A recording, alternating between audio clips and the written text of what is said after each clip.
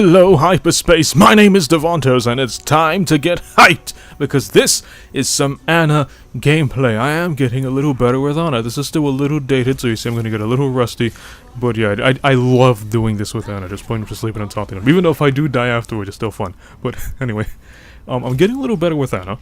I'm still practicing with her. She, as I said before in the Ana guide, she is a mixture of like Widowmaker and Zenyatta.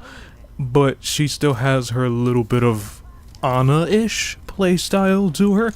Zenyatta's more of an aggressive player. She's more of a, take precautions, stay in the back. If you stay with your team as Ana, you're not really going to be helping them that much, unless it's like moving the payload.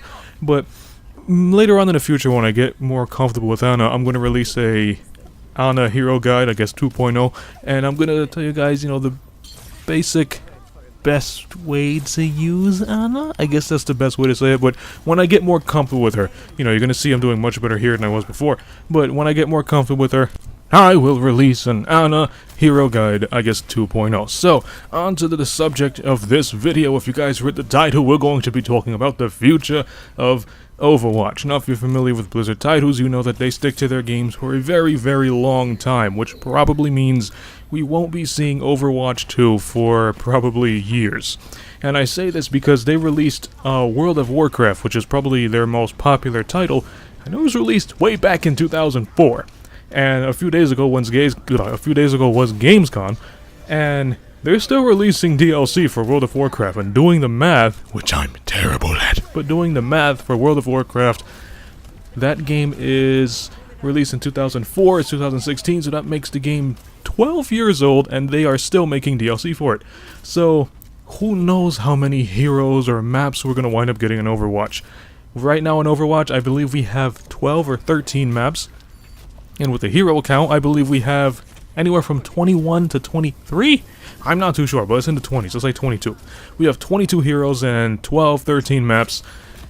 I'd say probably, in a year or two, if there's no Overwatch 2, we're probably going to wind up having like maybe 30 heroes and 20 maps, who knows? And I know some of you guys are saying, there's going to be too much heroes, it's not going to be balanced. But if you look at games like Super Smash Bros., despite the clones, the latest Smash Bros. For Wii U and 3DS has over 50 characters. And I know some of them play the same, like Mario and Dr. Mario or Martha and Lucina, but if you actually look at the core playstyle of these characters, they actually handle quite different. We'll get into that discussion later, but we're already talking about Sombra. Rumors going around that Sombra's going to be the next released Overwatch hero. Then there is rumor about Doomfist, whoever that is. They make a lot of references to Doomfists in cinematic shorts, and if you go to Numbani, you see a lot of posters featuring multiple characters who could be Doomfist. So this is, I guess you can say, it's kind of confirming that there is probably going to be some kind of Doomfist hero coming into the future. We all know Sombra's a hero, and we all know she's coming from all these hints that Blizzard's dropping us and all these little clues that we're finding lying around all over the place. So we just have no limit to how many heroes they can add. We don't have a stealth hero, which is what Sombra is supposed to be according to the clues, but we also don't have like that maniac hero, that guy who just charges in there flailing around getting kills. I guess you can kind of say it's Winston, but he's a really big target, and Winston and Diva are kind of like the only people who can do that. We need like another guy who can just charge in there like a juggernaut and get yourself mad kills. We don't really have somebody who can do that. Maybe that's going to be Doomfist, who knows? But there's going to be so many different personalities, heroes, opportunities, playstyles, you name it. I'm pretty sure Blizzard can make something and make a hero for it. We also have Overwatch campaign. Now this is just all my thoughts and my theories and all that fun thoughty stuff. So Blizzard already said that they are not going to work on a campaign mode for Overwatch. Now, if you think back on some other games that said the same thing, a very popular one would be Street Fighter. Street Fighter said that, well, there won't be a campaign or story mode for Street Fighter. Years to come, they wind up giving us DLC characters, and, well, months or years later, they wind up giving us a story mode for each individual character. Kind of like Soul Calibur, can play like Sung Mina's story. You play Street Fighter, you can have like Ryu's story, and you can have like Chun-Li's story. They can do the same thing for Overwatch. It's not specifically a campaign, but it's kind of like a story mode starring one hero, so you can find out like Diva's backstory, or maybe the guy that we're not too familiar about. Not a lot of people know much about, like Reinhardt, so maybe we can find like Reinhardt's backstory through this, and it's just another opportunity for Blizzard to give us content, and they could even be creative with this. I mean, think about it. Completing, let's say, Lucio, that guy right there, completing Lucio's story and completing it 100% will give you a special Lucio skin. It would show that, you know, you completed story mode, you're that good, you beat it on this difficulty, and you got this skin to prove it. And if there's one thing about Overwatch, it's people love to show off what they have. Now, another theory to go with this is Overwatch's lack of game modes.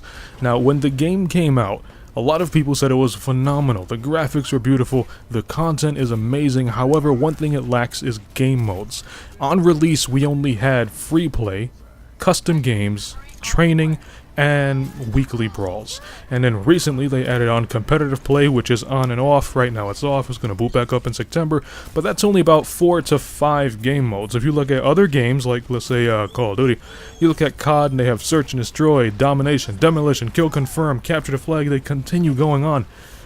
Maybe if Overwatch, you know, decides to give us more content, I mean more game modes, they can, you know, maybe toss in that campaign starring like Diva, or the Reinhardt story, or Lucio's story, or maybe, this is all thinking on here, you know, just think along with me, trying to be creative, so they can give us a survival mode. Now, no zombies, because that's COD's thing, and zombies just don't fit in the Overwatch universe.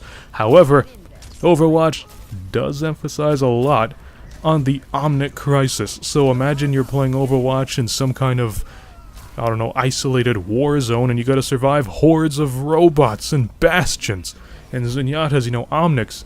That would be a really interesting survival mode. And even still, throughout the survival mode, you make it to, let's say, like round 20, and you're rewarded with a special McCree skin, or maybe like a special Reinhardt skin to show other players that you made it to this rank, and you're that good, and it's even more content for other players to show off and show the world how good they are, which is one thing that a lot of players love to do.